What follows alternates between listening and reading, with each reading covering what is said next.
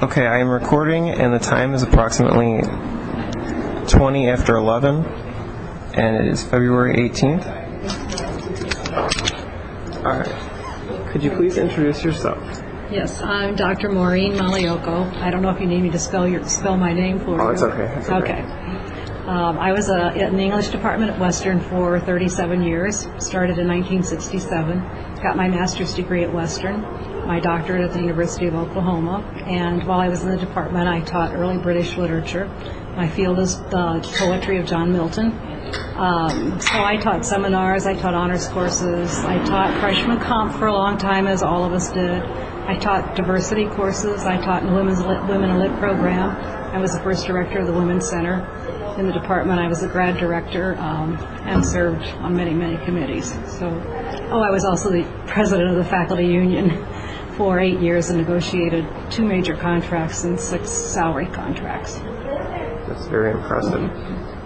Can you give a little explanation about your involvement in W.O.W. At W.O.W? Yes, now, I haven't had a chance to check all the dates because you haven't given me that much lead time here. But, way back in the 70s when the feminist movement was in full swing, some of the faculty actually, the woman I remember most was in the philosophy department. Her name was Ann Vader Solomon at the time, and she pulled together a group of women faculty who were teaching in different departments. And she said we ought to have a women's studies program. And so we talked about that. And all of these things, the women's studies program, the Committee on the Status of Women that was initiated by the president at the time, John Bernhard, all of these things kind of percolated around the same time in the 70s. So I can't remember exactly what started when, but just that there was a real active, energetic feeling about women's issues. It was called the Women's Liberation Movement then. And so all of us who were teaching at the university got involved pretty much in one way or the other. If you didn't, you couldn't ignore the fact that it was going on. The perception was that we actually had a lot of power, which we really didn't have, but that's always good to have that perception. Perception can create reality sometime. So it was a good time. Okay, I want to get into some issues and topics later, but could you give kind of a feel for the 70s and that time period, just for someone that hasn't experienced? Well, I think you can't ignore the influence of the Vietnam War. And somebody said that most of what we think of as the 60s really happened in the 70s. It was a major change. I went back to Oklahoma to do my year of residency, so I took a leave of absence in 1970.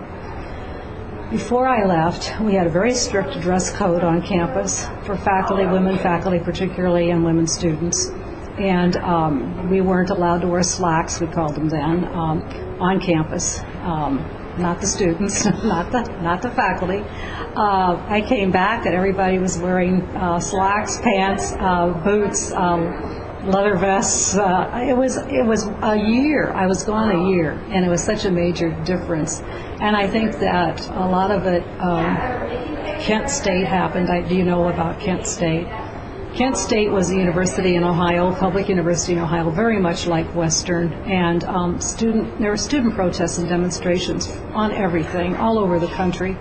And even when I was at Oklahoma, which you don't think I was a particularly radical state, the Native Americans were demonstrating when I was on campus. The Iranian students were demonstrating against the Shah.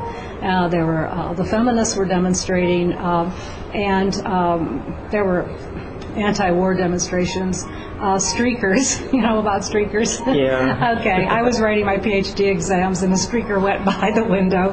I'm writing about John Bunyan and the medieval view of the world, and the streaker goes by the window and everybody just forgets what they're doing and runs to the window. It was so funny.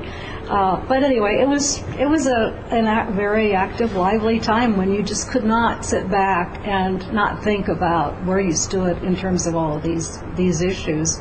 All of it interacted. So I came back and that spring, Kent State, there were anti-war demonstrations going on at Kent State, and the National Guard was called in, and the students were protesting, and there's still probably some controversy about exactly what happened, but anyway, the National Guard, the young National Guardsmen fired on the young college students, and 4 college students, I think it was 4, were killed, and many wounded, and it was a shock to the whole nation. And of course, when you're on a college campus, and Western, as I said, is not that different from Kent State. It was a major issue. So at that time, the students at Western, when I came back, the students at Western took over Simpkins Hall because the ROTC was in Simpkins Hall at the time. Okay. And they the sign is still there, actually. The what? The sign is still there, even for though ROTC? they moved. Yeah. Okay. For years afterwards, they had torn down the bulletin boards and written on the cork underneath something like "They're bombing Hanoi." That was there for something like 20 years afterwards, before somebody finally fixed it, covered it up. Actually, was what they did. But all the entrances were barricaded, and I went to the building that day, and you could only get in. They were only allowing faculty and students in the door that faces Sherman Hall. So I walked through that. Of course, I was very young then, and I got to the door, and they said, "Oh, teachers aren't having classes today." And I said, "Well, I'm a teacher, and I am having class today." And they said, "Well, okay." So I walked in and I laughed because I thought, nobody's going to be here. It was the one time the whole semester every single student was in class. And I said, "Okay, you take away students' right to come to class, and they come. This is the secret to getting good attendance. Tell them they can't be there." So I don't remember how long it was that they had the building, but the administration was pretty smart about it. They left them alone, and everything went on as it was. But finally, they decided that they couldn't let the students have the building that anymore. So a rumor went around that the National Guard, which you probably don't know, but it's on Grant Street, the National Guard was mobilizing to come to campus, and I was teaching on the second floor, 217. No, that was my office number. Anyway, I remember looking out the window, and there was a helicopter, a National Guard helicopter, right outside the window. You could just see it. And first you hear the noise, and then you look, and it's very threatening. You don't know what's going to happen. Students were writing about it. I was teaching freshman comp. And you couldn't ignore it. You had to think about where you stood on these issues. Catholic priests from the Newman Center and the St. Paul's were leading marches downtown in Chandler Park. They got eggs thrown at them by the Greeks fraternities. I remember thinking, this is just terrible. Even though I really wasn't an anti-war protester, I was brought up to be pretty conservative, and I was in the Young Republican Club when I was in college.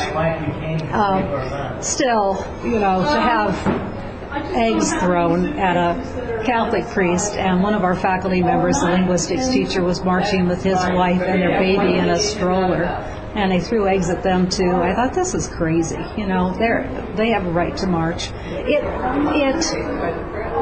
It really, I wouldn't say it radicalized me or other people, but it certainly forced you to think about where you stood, what you believed in, what your values were, and you couldn't ignore it. I mean, this is going on all around you, and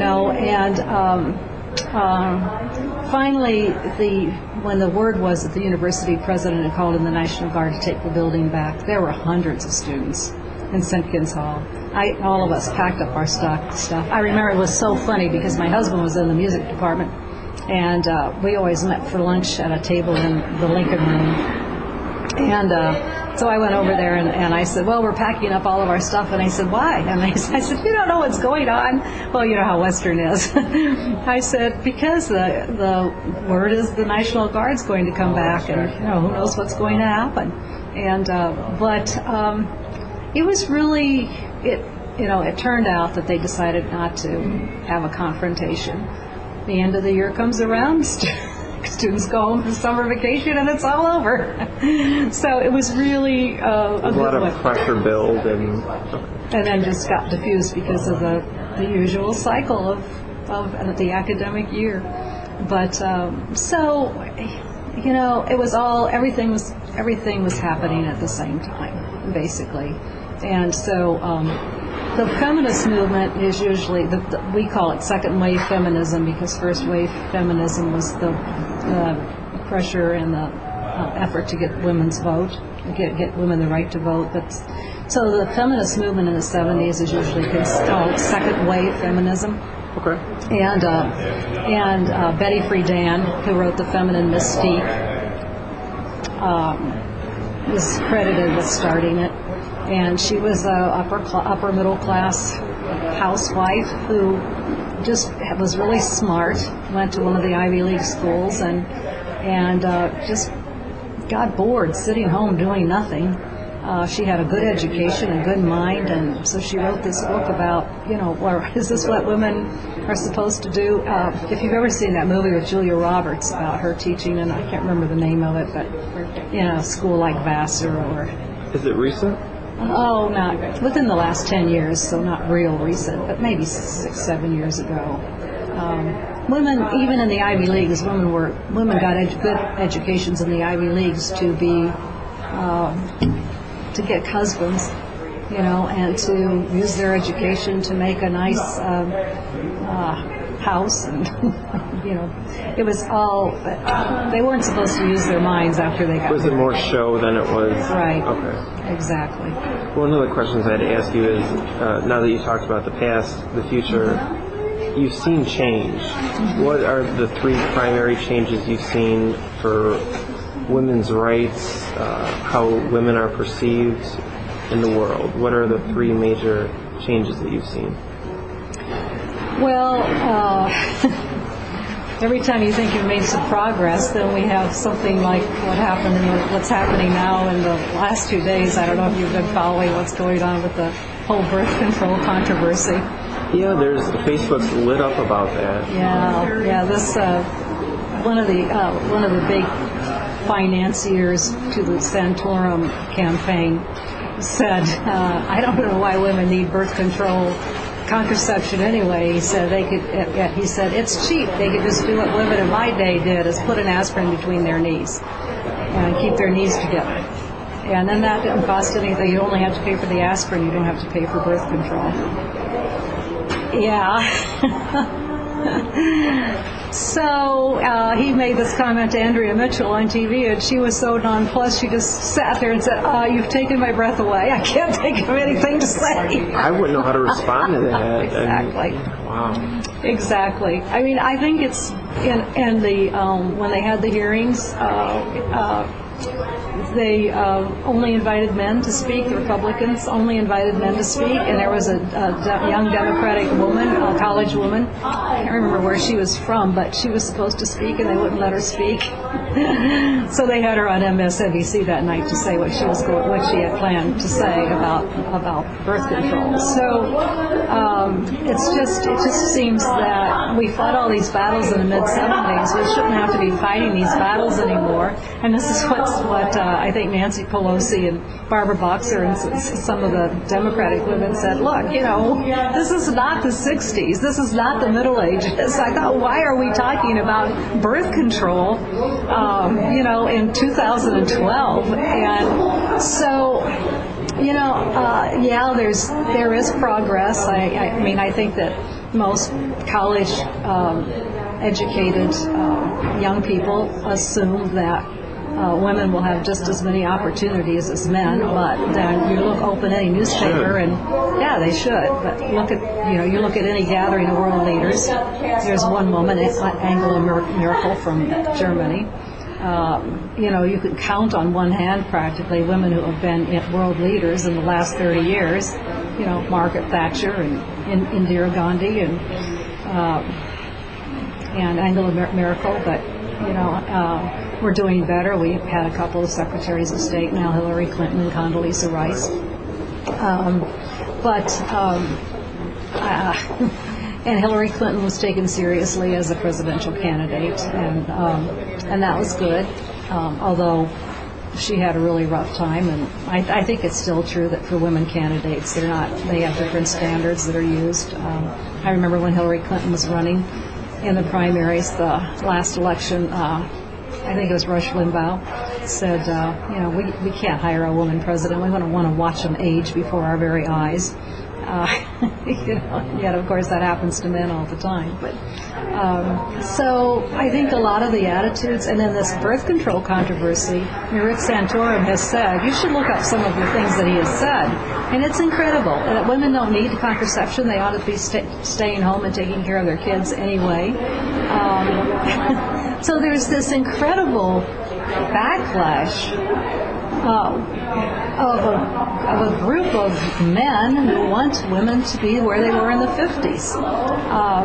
And that's, it's just amazing. So I don't know, it just seems like every time we think that we've really succeeded in being accepted, something happens that you say, where did that come from? I think a lot of people can understand why the Catholic bishops would feel that they had to come out against abortion, because that's been a consistent policy, and it's been a consistent policy for the Catholic Church to be against contraception, but even though 98% of Catholic women use contraception. But nobody, I don't think anybody really expected that the leading members of the Republican Party in Congress and the candidates would all of a sudden go out to attack contraception. It's just incredible.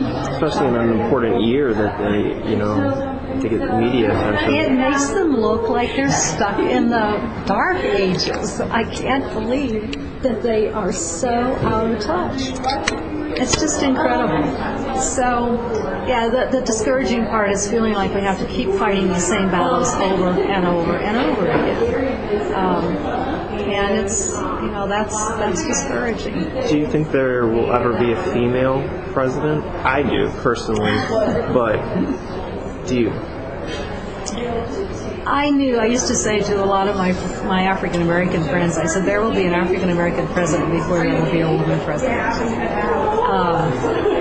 And I said, of course, it will be a male African American president. And I've said that for years.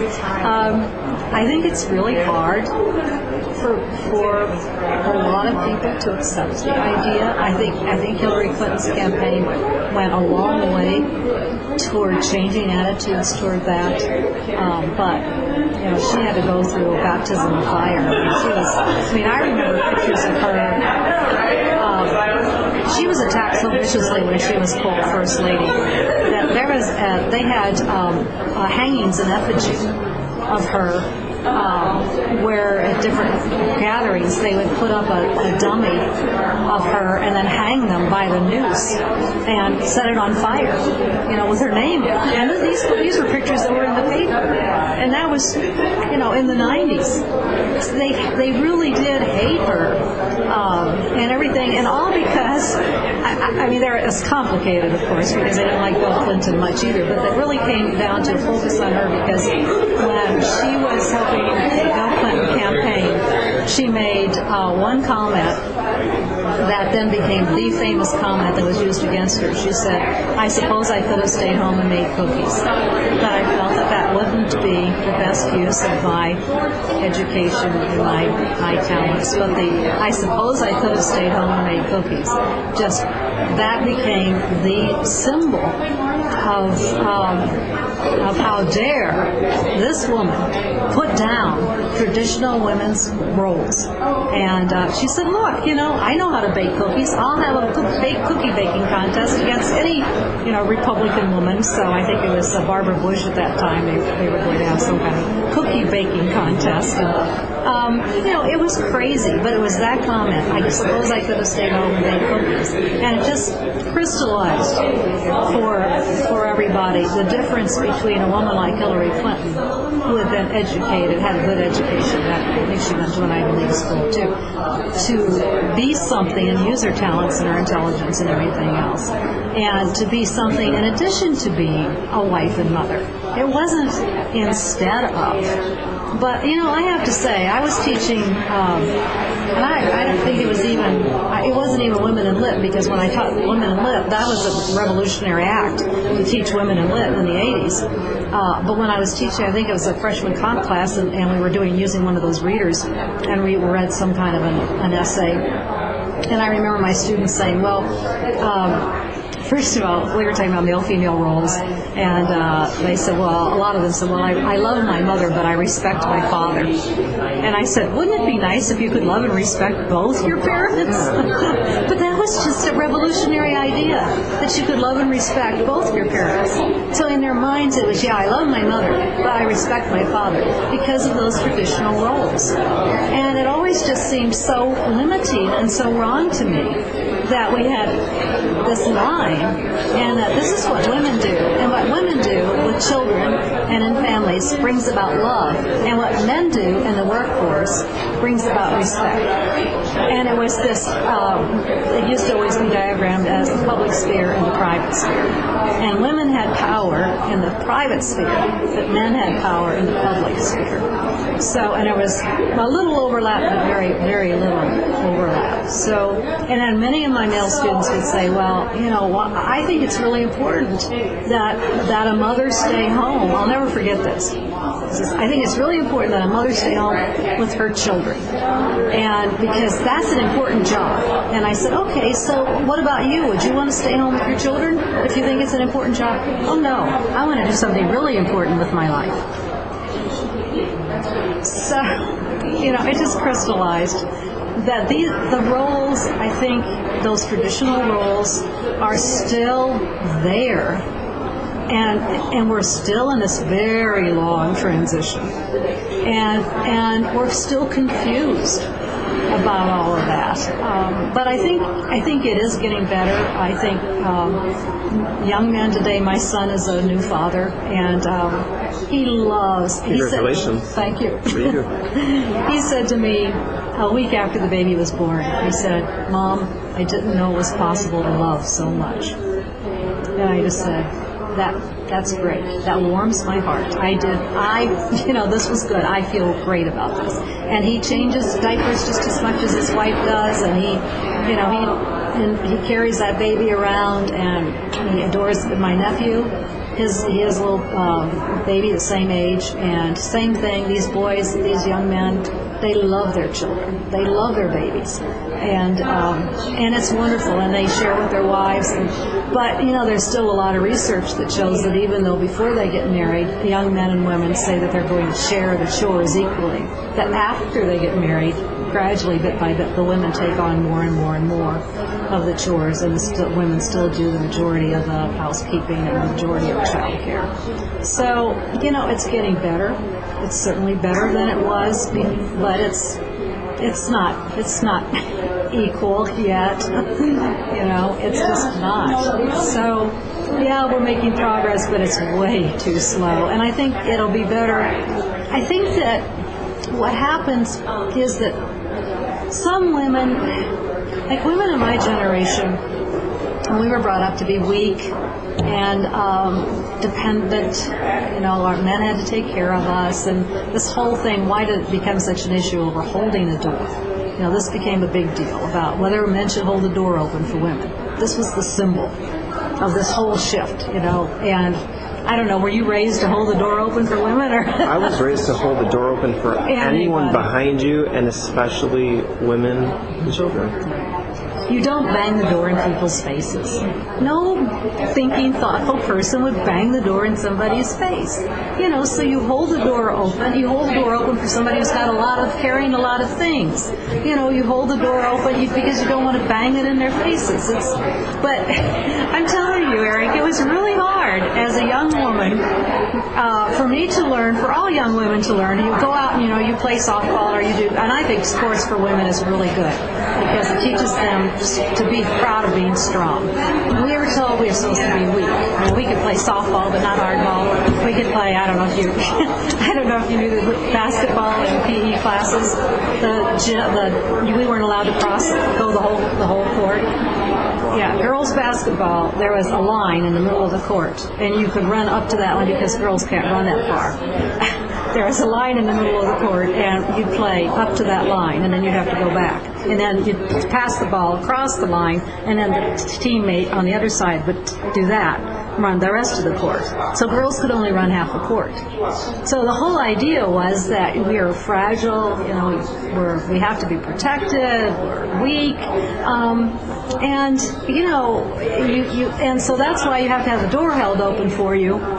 And if you're, a normal human being, male or female, and you're heading toward a door, how do you negotiate your body so that somebody else can hold the door open for you? I mean, if you're walking, think about this, if you're walking over here, or if you're walking over here, you have to do this little dance to make sure that you get in a position so the person who's with you can hold open the door. It's nuts. And when I was in college, not only that, well, of course, everybody, I didn't smoke, but everybody, it was a big deal, smoking, so that the guys could light your cigarette. That was because God forbid that a woman light her own cigarette. Or, even worse, get a drink from the water fountain, go up to get a drink. A girl can't push a button on the water fountain. The guys would have to run and push the button on the water fountain. And can you imagine that? What kind of message does that send? But the thing is, a lot of women who went through that learned all of those rules. They learned all those rules. And once you've learned all those rules, and that's how you learn that this is how you get and keep power over men, and then you don't want to give it up.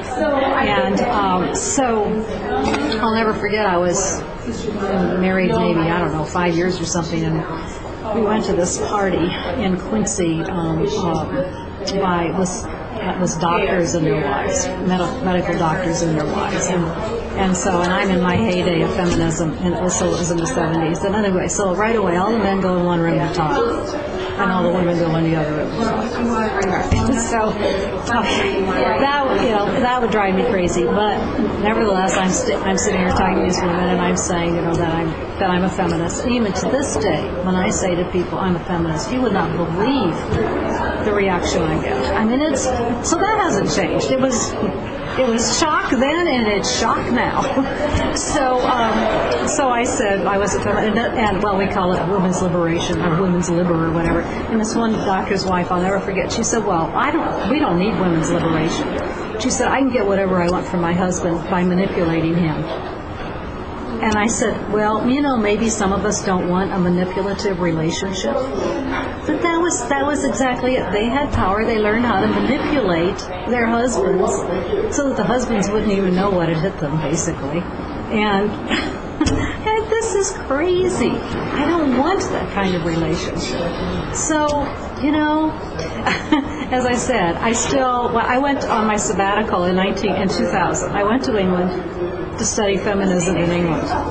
Just about everybody I met there, oh, what are you studying? I said, feminism. Feminism? You're not a feminist, are you? Oh, yeah, I'm a feminist. You can't be a feminist. I said, why can't I be a feminist? And honestly, it's not as bad here as it is in England, but it's still a taboo word. In fact, I wrote a paper, I think Joan Livingston Weber and Alice Robertson and I, and maybe Therese Trottish, where we went to a conference in Ohio, maybe 2 or 3 years before I retired. And my paper was the new F word, feminism, and this whole idea of, we really don't know what feminism is. And I said, yeah, we do. We know what feminism is. Look it up in the dictionary. When push comes to shove, the one authority that people still usually accept is a dictionary. So I said, you know what the dictionary is? And I would say this to my students until the day I retired. They'd say, all right, so do you know what the dictionary says about what the definition of feminism is? That women should have the same economic, social, and political power as men. Does anybody not agree with that? I don't see an issue there. I know. That's what feminism is. But then you ask them, so are you a feminist? Oh my God, no. When I hear feminism, I think of Susan B. Anthony. I think of the women in the streets with the signs, we need fair pay. It's really, it's not that stereotyped and, broad range. Okay. You talked a little about rights. When we fight for something, we want these rights.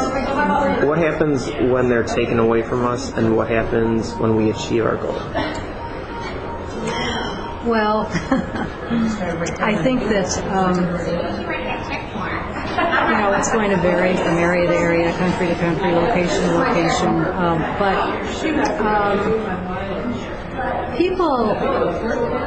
The reason feminism is threatening to people even today is that when you knew what it meant, a man is a man is a man, a woman is a woman is a woman. All right, when it's so clearly demarcated, and then you start saying, wait a minute, they're equal. Okay, well, they're equal within their spheres. All right, now that doesn't mean they're the same. And this is I'll give you an example, because it shows you how complicated and complex this can be. When I was pregnant in 1977. Okay, we were still operating under the old chivalrous rules of men are men and women are women. And so the university administration let me use as pregnancy leave any sick leave that I had accrued. So we didn't have a union yet. We didn't have a contract. So they just said, well, fine, okay. The traditional roles of women as childbearers meant that they were going to be chivalrous and help out, and so they, pregnancy you still had to use sick leave for it. And it's, are you sick when you're pregnant? Well, are you sick when you have a baby? Well, so it's kind of annoying to have to use sick leave. But, all right, if that's the way you can get some, a maternity leave, we call it then. All right, so that worked out great. We run a quarter system. I taught up until the end of the second quarter, had my baby in the third quarter, took the rest of the quarter off, and then could come back in the next year. So when he was 5 months, worked out great. All right, 2 years later, we now have a woman provost. And she says, can't do this anymore because women have to be treated exactly the same way as men. Okay, but wait a minute, men don't have babies. Okay, but women have to be treated exactly the same way as men. So she would not allow them to use their sick leave, their accrued sick leave, to have their babies. And she counted the time off of Christmas because a lot of them. One of my friends tried to make sure she had it during Christmas vacation. Well, technically we are still on contract during Christmas vacation, even though none of us are teaching. So she was trying to do the right thing by having the baby during Christmas vacation. But they even docked her for her leave time from Christmas vacation. So, it went from I could take as much time as I want as long as I had the accrued sick leave to something like 2 weeks or something. I know one, Martha Clems in computer science, she took 1 week off to have her baby. Because, you don't dare draw attention to the fact that you're having a baby. And even today, the last time I went to 4Cs, you know what that is? College Conference on College Composition and Communication. Okay, and so Alice Robertson, you know Alice Robertson? I've heard the name and I've seen the picture. She's the writing center director until this year. Anyway, she and my office mate, Allie Lemon, and we were running this feminist workshop at 4Cs. And the young women there, and this was just 5 years ago, 6 years ago, were saying that they don't really dare, they don't even now today tell their department colleagues if they're in a tenure track position that they're pregnant, because the pregnancy is held against them. It's just assumed that if they're pregnant that they're not going to be able to produce. And this is now. And so there's still all of these problems, and yet all of these organizations like 4Cs, they decided to do away with the feminist workshop because we're equal now. We don't need this anymore. Well, these young women are saying, and I'm telling you, and my students were telling me that, my female students were telling me constantly that at their workplace they were being sexually harassed like crazy. They'd go out on a date and they'd come back the next day and their manager would say, male manager would say, oh, so you went out on a date last night. So did you go to bed with them? Did you have sex? What kind of sex did you have? Constantly.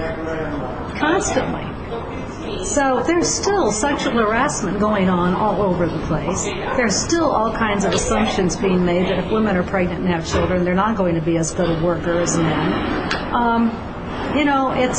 There's still domestic violence, all kinds of domestic violence. The statistics on that are horrible. It seems like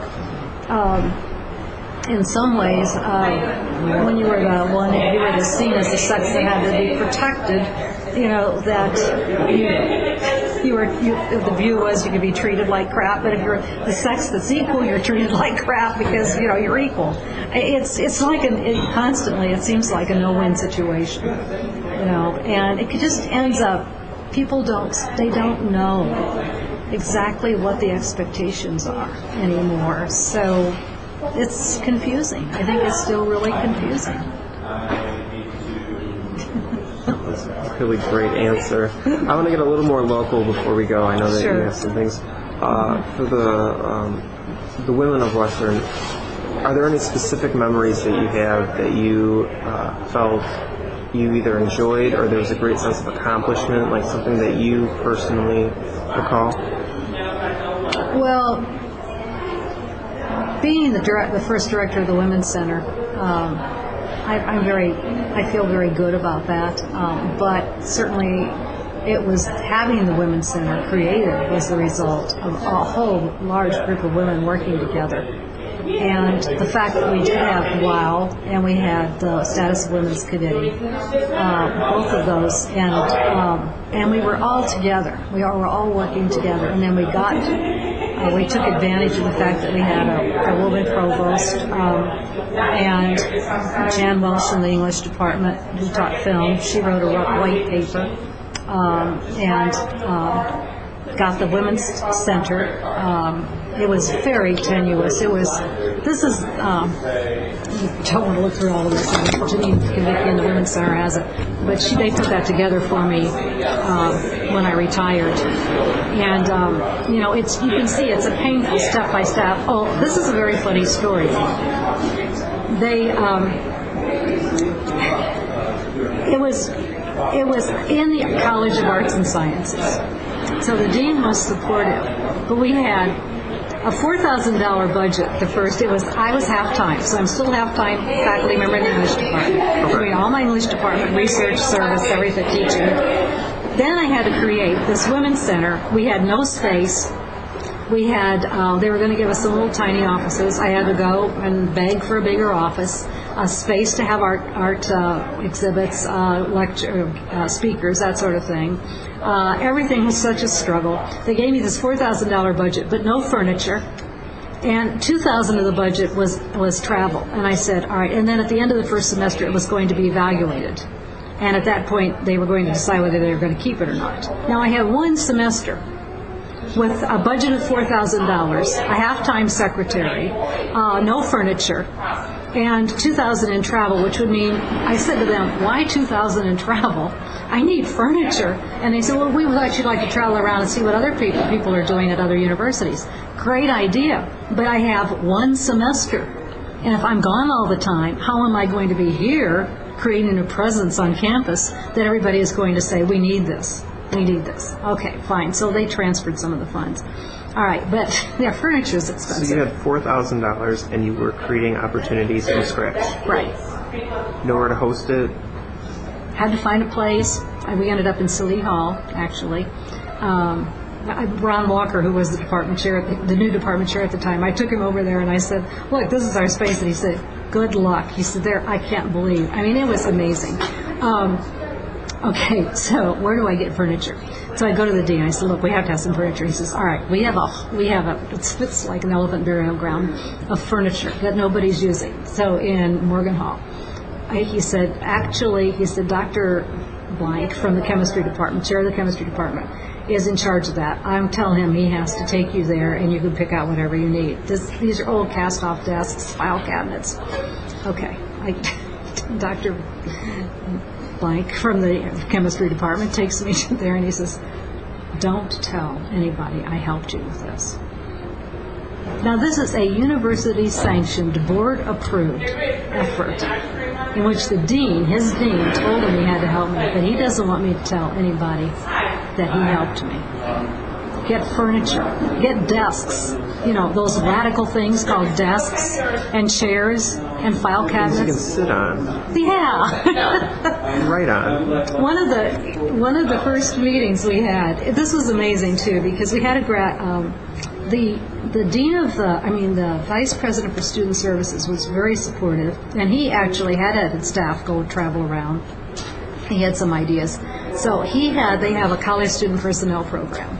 It's a graduate program, and so he asked them to see if any of their graduate students would be interested in being interns. So actually they did. We had 5 interns, which was wonderful. Of course we had one room, but we had 5 interns, so we'd have staff meetings, and it was so funny. One time I'll remember one of them came in carrying a coat rack. She had found, so I said, we've got to get some furniture. So she comes into the meeting carrying a coat rack under her arm. Somebody else, Nazareth Hawick from Castle Latina, she came over, she says, I got some chairs for you from the union that we can use for the meeting room. We finally got a meeting room. It was, we were just scrounging. The English department, they gave me their cast off copier. We had no copier. I don't think we even had computers. Oh yeah, that was no. We had no computers. We didn't even have typewriters. And so I went to the dean of the College of Business, and I said, I've heard that you're getting rid of your typewriters to get computers. And he said, yeah. And I said, you know what? I really could use some typewriters for the Women's Center. And he said, oh, sure. He said, we're not going to do anything with them. Take as many as you need. And then I said to him, the English department really needs typewriters too. And he said, well, Copy Chair called me, and I'll give them as many typewriters as they want. It was scrounging. It was just, I had to, anything any of us heard was, I heard that there are chairs and blah, blah, blah. Maybe we can get some of those. Or I heard that there's a typewriter. And my son was 8 at the time, so we went. There was another burial ground of equipment at the university, and so I went over and I found this desk, and it was so old-fashioned. I had never seen anything like this before. There's this is hard to describe. Opening here, there's a shelf on a spring for the typewriter. Okay. So it's on 2 of those big spring coils, and so you push this lever and it flies up. And then you've got the typewriter on your desk. So my son and my husband and I were in the center because they helped me bring in the furniture, and we had to do this ourselves. Bring in the furniture. We were going to have an open house, and we carted all the coffee pot from home. We carted the big punch bowl from home, and we're making punch and everything else. And so I was showing them. I said, look at this desk. This is the craziest thing. You have to push that lever. And just then, my husband pushes the lever. I have my hands caught under it like this. This thing comes up and smashes my fingers with full force, and I broke my finger. And 3.5 years later, when they did a retirement, when I stopped doing the job, my son, who was 10, 8, 11 at the time, he says, my mom broke her finger for the Women's Center. That was always his, my mom broke her finger for the Women's Center. But, so he felt like he was part of the Women's Center too, because he was always helping, we were always carting things up and doing everything, I remember one time we had a reception. We had no janitorial help or anything else, and somebody had spilled coffee, and I'm down there in my new skirt, mopping up coffee. And I remember we had an intern secretary, and I said, are you going to help? And she said, well, I didn't get an internship to mop up coffee off the floor. And I said, well, I didn't get a PhD to mop up coffee off the floor either. But I said, you do what you have to do when you're doing jobs like this. So, yeah, it was the programs in there. We had art exhibit, we had receptions, we had speakers, we had one of the first things I did was, and that I'm really, really proud of, was we went to, because of Jan Welsh and her connections, we went to Iowa, the University of Iowa, for a Women Against Racism conference. The women at there had this ongoing kind of consciousness raising group with diverse black women, Native American women, at the University of Iowa. And we went to that, and I had an African-American student worker, and she took some of her friends and some of our other friends that we went. And Angela Davis is really radical. If you look up Angela Davis, you'll see how radical she was. And she was the main speaker there. And after that was an amazing experience. I said, we have to do this at Western. So I got the vice president for student affairs to come on board with it, and he made all RAs go. But one of the things that the way the program worked is that the people of color would get up on stage and tell their story. And there were some powerful, powerful stories. But the whites in the audience could only say in the discussion, I heard you say, or here's what I heard you say. So they were supposed to try to be able to repeat that story they heard to show that they were listening, and also that they could then understand what it was like to be in their shoes. When we did that at Western, we brought in the same speaker from the University of Massachusetts at Amherst, and the young male RAs were furious that they weren't allowed to talk. And they were really getting angry. And so finally she said, all right, this isn't going to work. At Iowa, everybody was there because they voluntarily wanted to be there. These kids were told they had to come. So she said, you can come up and tell your story too. Well, all of them, one after another. We are the most oppressed group, It's all the blacks and all the women who get all the jobs, and we were just left on the. And you want to say, have you looked at the statistics? Open the paper, look at the pictures. Come on, I know one person who didn't get a job because they want. And I have a son, so, but come on, it has never been the case, ever been the case, that blacks and women get more jobs than white men. Never. I've never heard of it. So it was just, so these are the things. So this conference it was Understanding Racism, the Campus Community Approach, and it was the whole weekend conference, and I organized that out of the Women's Center, I think my first or second year, and I'm really proud of that. That was very hard. That was very hard. There was a lot of resistance. It took enormous organizational skills and lots of people working on it for a long time. And but other things too we did. We worked with the McDonough District Hospital and the Buhl Health Center to do a women's whole day Saturday women's health workshop. A lot of these things had never been done in Macomb before. So I'm really proud of what the Women's Center did, and the fact that by the end of my 3.5 years, it became a full-time center. The next director was hired as a full-time director. So you had the opportunity to inform women of crucial issues and topics, health-related. Mm-hmm. You gave them a sense of community, renewed purpose. And how was Western's you said eventually it became a full-time thing. How was the reaction? What was the renewal process to get that second semester? It was very hard. It took a lot of political skill. It turned out that I was also active in the faculty union at the time, and because of that I was the vice president for the faculty union. I was invited to the Board of Trustees, a Board of Governors it was called then, meeting on campus. And I ended up sitting next to Bob Pringle, who was the person who made decisions about what programs stayed and what programs didn't stay. And it was so fortunate. I sat next to him, and I used the whole time to talk to him about the Women's Center and what we were doing. And he was very impressed. And then the new provost came in, and he came over to meet with me, and I told him what we were doing.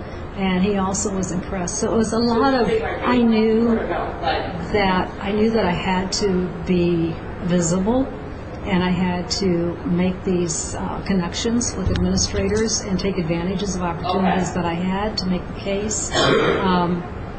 I'd done several RA programs. I remember I had one that was called Men Fight, Women Cry, Stereotype or Truth. And so, it's talking about stereotypes and that sort of thing. So, and there's a lot of resistance. So I was really used to, and there's a lot of resistance to the faculty union too. So I really got very used to talking to groups of people who started out hating everything they thought I was going to say, and trying to find out where they were and bring them with me.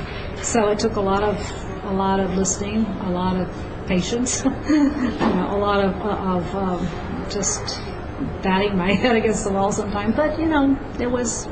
I think it was worth it, and I definitely think it was worth it. And I grew as a person, and I think it made a difference. So, but it was not easy. This is beyond impressive. I'm looking at all these activities, discussions, lunches, coming events. Look at this. So you got theater plays. How many people do you think you've interacted with? Oh my gosh, hundreds, maybe thousands, I don't know. I was there a long time. You ever had anyone come back a few years later and say, I remember you, and work with them in any professional or collaborative effort? Not really. Okay. And then I think time-wise, we're beyond it. All right. Am I supposed to be at this lunch or? What time does that? It says 12 to 1:30, but. Okay. Thank you. You're not going to the lunch? No, I mean, okay. I'll sit with you guys if that's cool. Okay, no, that's great. That's great. You have a lunch ticket too? No, they're not paying attention. Yeah. Mm-hmm. Okay. Well, if you want to follow up anytime, that'd be great. This is, there's someone in Springfield that hits you up. I want to look at this. This is incredible.